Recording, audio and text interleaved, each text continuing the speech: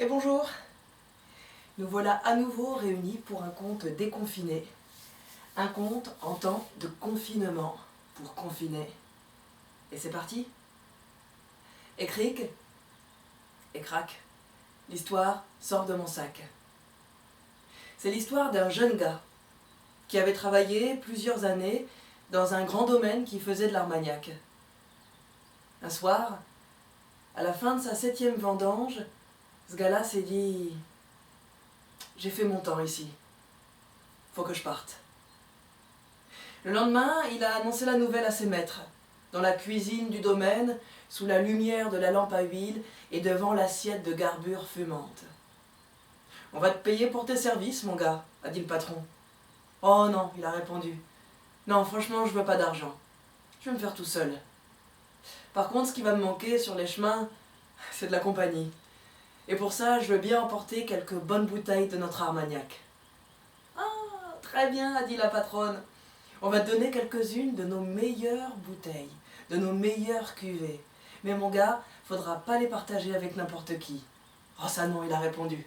Je les ouvrirai avec quelqu'un qui sera parfaitement juste. Un homme ou une femme, peu importe. Cette personne-là m'accompagnera sur la route et deviendra mon ami. »« T'es un bon gars, a dit le patron. Et le lendemain, le voilà parti. Il marchait sur les routes, un beau ciel bleu au-dessus de sa tête, un été indien comme on les aime dans la région. Il a crapahuté comme ça toute la journée, et le soir venu, il a frappé à la porte d'une ferme. Il a passé la soirée là avec les habitants, et puis la nuit. Ah, il n'a pas débouché pour autant une bouteille d'armagnac. Mais bon, il venait de partir, il avait le temps. Le lendemain matin, il a repris la route. Et ces journées, il les a passées comme ça, sur les chemins, les soirs à rencontrer. Ah, le niveau de son armagnac n'a pas baissé, non, non. Mais bon, il avait la foi. Et il a continué sa route, son chemin, de ville en ville, de campagne en village. Et il y a bien une fois ou deux où il a cru qu'il allait pouvoir attraper et tirer sur un bouchon. Mais non. Non. Il y avait à chaque fois, chez les uns ou chez les autres, un petit vice bassement humain qui se profilait, ça et là. Alors il a continué sa route. Et au moment où je vous parle, bien ça fait des semaines qu'il marche. L'automne a laissé la place à l'hiver. Le vent s'est fait froid, mordant. Et approchez-vous un petit peu. Venez voir. Regardez-le là, notre gars, qui est en train de marcher seul, sur cette route nue, entre ces champs gris et ces arbres squelettiques. Vous voyez comme il a l'air fatigué, les joues creuses, les épaules basses, le dos voûté sous le poids de son sac. Et alors qu'il marche sur cette terre glacée, là-haut, tout là-haut, Dieu le regarde dans sa grande mansuétude. Dieu le suit depuis le jour de son départ. Et en cet après-midi d'hiver, Dieu a sacrément envie de boire un coup. Alors il descend sur terre, prend les atours d'un vieillard, une canne, il se poste sur cette route toute droite et avance à petits pas vers le jeune homme. Et quand il arrive à lui, « Eh ben mon gars, qu'est-ce que tu fais comme ça, tout seul, hein, en plein hiver ?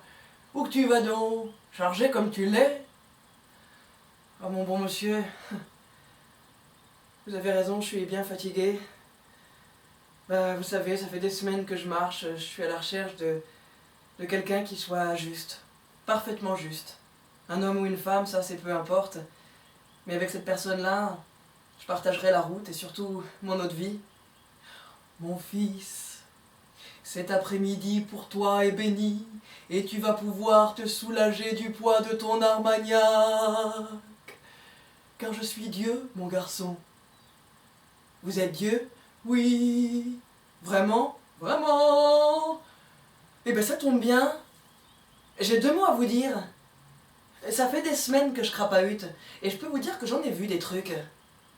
Notamment que celui qui permet qu'il y en ait qui dorment dehors pendant qu'il y en a qui sont dedans, bien au chaud, celui-là n'est pas juste. Celui qui permet qu'il y en ait qui crèvent de faim pendant que les autres se remplissent la panse, celui-là n'est pas juste. Celui qui permet qu'on s'étripe en son nom n'est pas juste.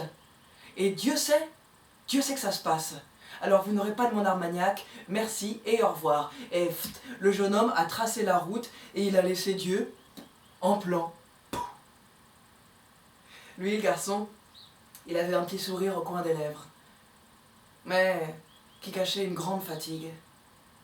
Le soir tombait, le vent se faisait plus froid encore, il avait peine à avancer. Et alors qu'il cheminait sur cette route glacée, en bas, tout en bas, dans les entrailles incandescentes de la terre, il y avait le diable. Et il avait tout vu, le diable. Il avait tout entendu et il était plié de rire. Et quand il s'est remis de ses émotions, il s'est dit « Ça va ». Il est remonté sur terre sans prendre le temps de se changer. « Ça va ». Les petites cornes apparentes, le buste rouge appuyé contre un arbre. « Ça va ». Il a croisé ses pattes de bouc et il a attendu le jeune homme. Quand il est arrivé à lui, les pas passés par 4 chemins. Eh mon gars, il paraît que tu cherches un homme juste.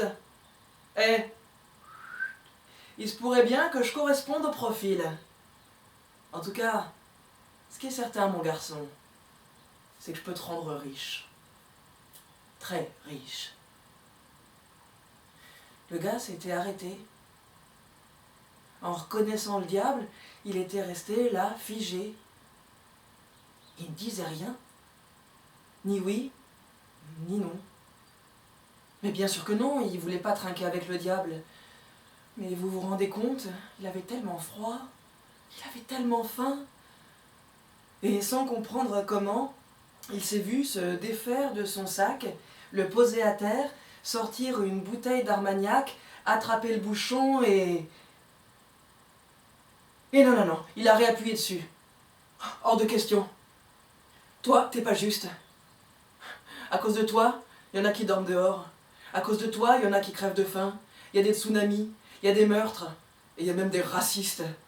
Alors, merci, et au revoir.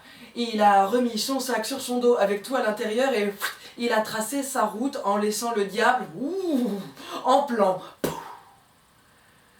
jeune homme a parcouru quelques kilomètres de plus. Mais la nuit était tombée tout à fait.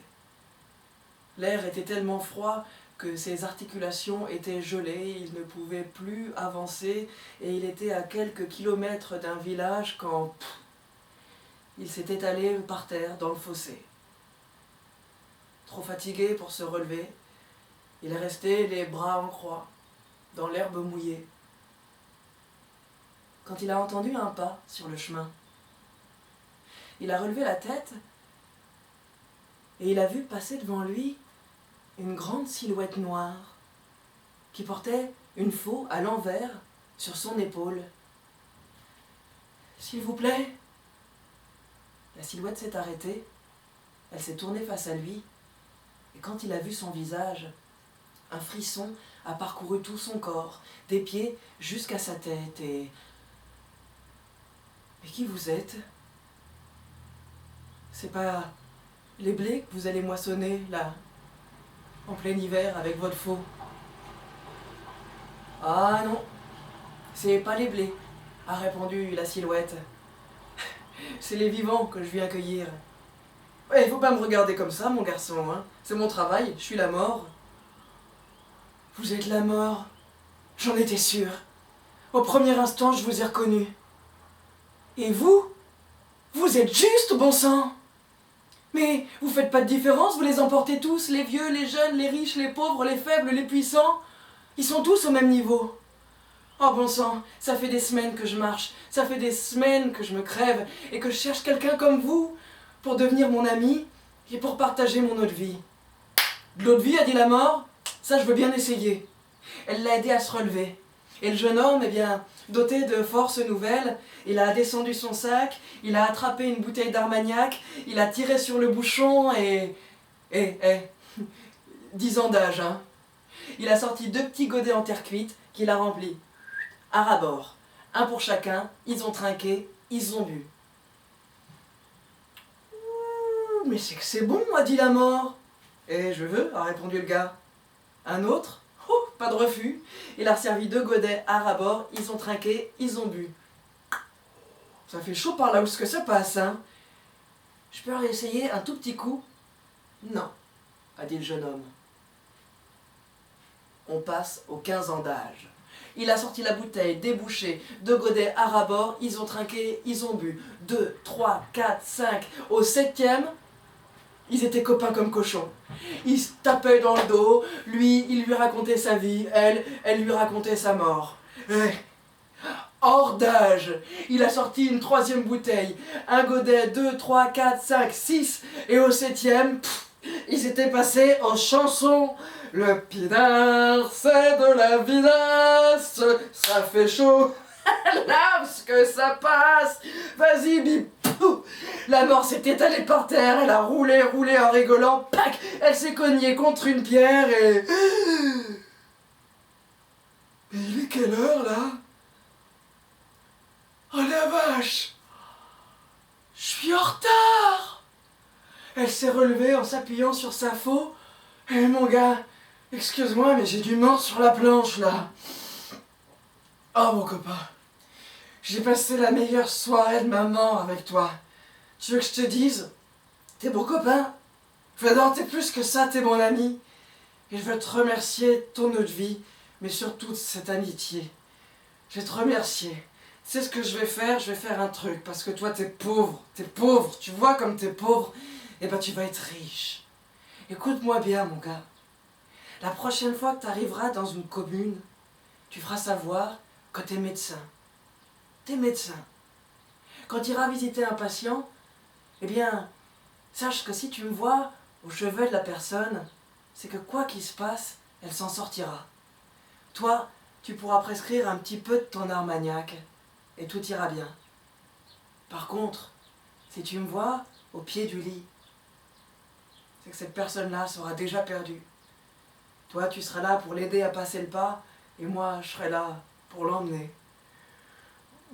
Bon allez, il faut vraiment que j'y aille là. Salut. La mort a mis sa faux sur l'épaule, à l'endroit, à l'envers, et elle est partie sur le chemin. Le jeune homme l'a regardé s'en aller, de droite, de gauche, titubant d'un pied sur l'autre, et à l'horizon, le soleil était en train de se lever. Ouf, fallait pas rester là. Lui aussi s'est redressé. Ah la vache. Il avait mal aux cheveux. Mais c'est pas grave. Il était heureux. Il a repris sa route, il a dépassé le village, il a marché quelques heures, et il est arrivé dans une petite commune. Eh bien écoutez, il a fait exactement comme son ami la mort lui avait dit de faire, il a fait courir le bruit qu'il était médecin. Eh bien ça n'a pas loupé. L'après-midi même, il était en train de boire une chopine dans une auberge place de la cathédrale qu'un homme est entré, essoufflé. « Excusez-moi, il y a un médecin ici? C'est vous. Vous pouvez me suivre? Tout de suite. » Le jeune homme est sorti de l'auberge, il a suivi le monsieur jusqu'à une maison. Ils sont entrés dans une chambre, et là, il y avait une femme qui était malade, allongée dans un lit. Le jeune homme a levé la tête, et au chevet du lit, il a reconnu une vieille copine. Le jeune homme s'est approché, il a fait mine d'ausculter la malade sous tous les angles, et bien écoutez, il a dit qu'elle s'en sortirait, hein, à condition qu'elle boive un petit peu d'Armagnac matin, midi et soir, avec modération, mais ce, pendant 7 jours. Et bien, au bout de 7 jours, la malade ne l'était plus. Et il n'en a pas fallu plus pour faire sa réputation. On venait le chercher de tout le village, des villages voisins, des grandes villes, parce qu'on disait de lui qu'il était un médecin juste, qui ne volait pas ses patients, et surtout, qui faisait vivre les petits producteurs d'Armagnac, et pas les moins bons. En quelques semaines, il a fait fortune. Quelques mois plus tard, il a acheté sa propre maison en plein cœur du bourg, une belle maison à colombage. Et on raconte qu'il avait les meilleures bouteilles d'Armagnac du canton, qu'il les cachait quelque part dans sa cuisine et qu'il les sortait uniquement quand il recevait la visite d'une vieille copine pour lui donner les nouvelles et pour se raconter des bonnes blagues. Et le temps est passé, dans ce coin-là, sous ce toit-là, tranquillement et chaleureusement. Jusqu'à un jour. C'était une après-midi d'automne, sale, pluvieuse. Le médecin était chez lui quand un valet est venu toquer à sa porte. C'était le valet d'un riche commerçant du village.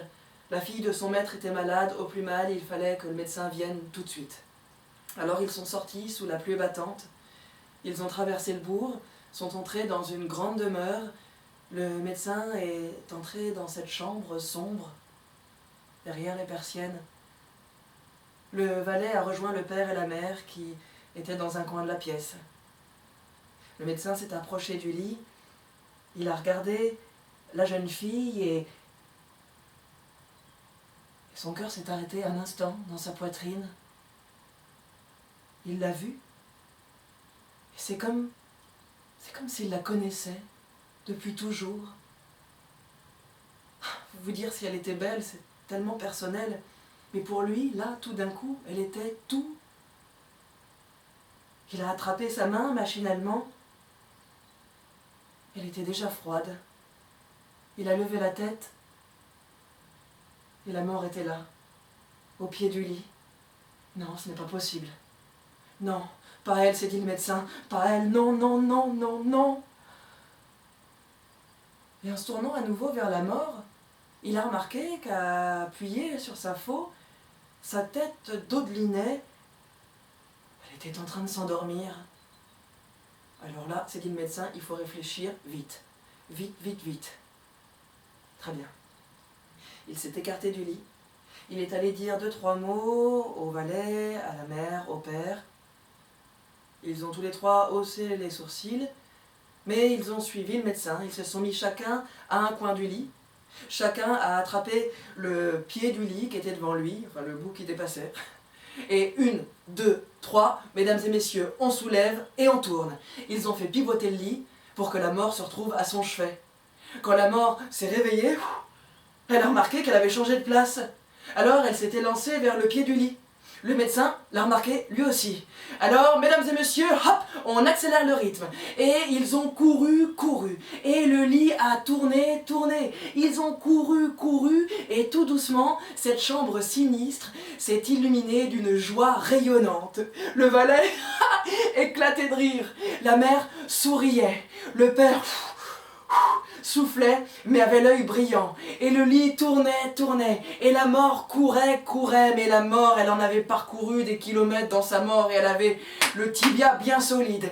Alors petit à petit, elle a rattrapé le pied du lit. Le médecin l'a vu, il a lâché son côté, a fait un grand bond, est arrivé de tout son long sur la jeune fille, débouché une fiole d'armagnac sur ses lèvres et... Elle a ouvert les yeux sur un beau jeune homme qui était penché au-dessus d'elle. Le rose est revenu à ses joues, et le père, la mère, le valet, tout le monde s'est approché, qui pour lui caresser la joue, qui pour lui caresser les cheveux, lui baiser la main. Tout le monde, sauf la mort, qui est allée jusqu'au médecin. Il l'a attrapé par le bras, il l'a fait sortir de la chambre. Fallait pas me faire ça. Je suis ton ami, d'accord. Mais n'oublie pas que je suis la mort. Elle a passé ses mains squelettiques devant ses yeux. Lui, il a eu la sensation que la terre s'ouvrait sous ses pieds et il s'est évanoui. Quand il s'est réveillé, il était au pied d'une grande montagne. La mort l'a guidé dans une grotte. Ils ont marché jusqu'à une énorme grotte souterraine, tellement profonde qu'il n'en voyait pas les limites, tellement vaste. Et par terre, dans cette grotte, des milliers, des milliards de bougies étaient allumées. On aurait dit un ciel étoilé à l'envers. Le médecin regardait cela, hypnotisé. Et la mort lui a dit, « Tu vois, ici sont toutes les vies qui sont sur la terre. Chaque bougie représente la traversée d'une personne. Les plus grandes sont celles des enfants, des bébés qui viennent de naître. Leur flamme est vive, vigoureuse, ils ont un long chemin devant eux. Les plus petites bougies, celles qui sont quasiment toutes fondues, prêtes à s'éteindre, eh bien ce sont celles des vieillards, des malades, des accidentés. Leur chemin se termine bientôt. » Le médecin regardait tout cela encore.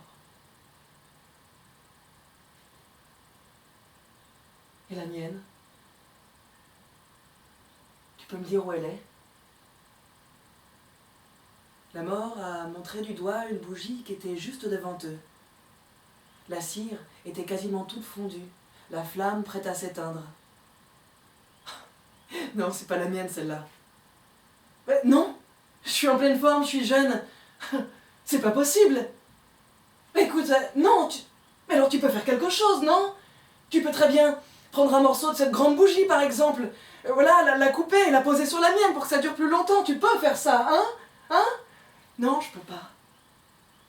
C'est pas moi qui décide.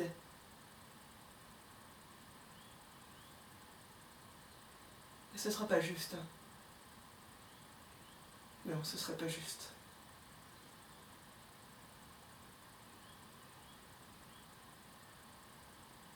Le lendemain matin, le médecin était de retour au village.